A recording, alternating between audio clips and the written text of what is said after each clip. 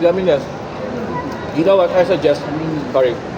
Once you dine in here in McDonald's, when you buy this one, make sure that you have extra fresh milk. Either it's full cream or non-fat. For you to even more tasty and more delicious than ever. Okay, let's start. I already gave you the first one, okay? Mm. Actually, guys and guys, one of my favorite dish is chicken curry. Ay, 250,000. I forgot. Ayan mo pinagamit naman. Special mention to Ate Tabita.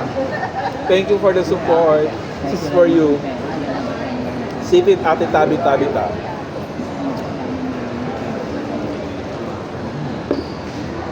Water.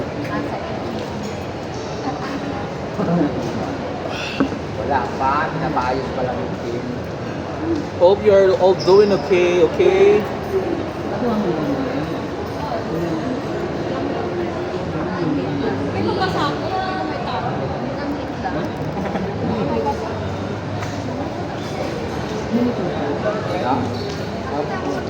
And then, when you order for chicken, make sure that it's double. For you to save money and for you not to, how do you call this thing? For you to get satisfied on your meal.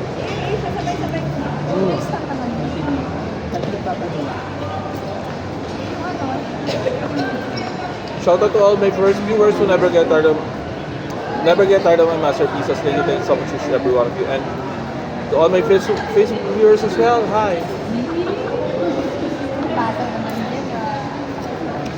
I also ordered for new sundae that they have. It's also a cereal one.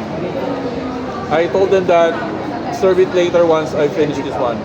Otherwise it will melt. Okay, shout out to each every one of you. Bye.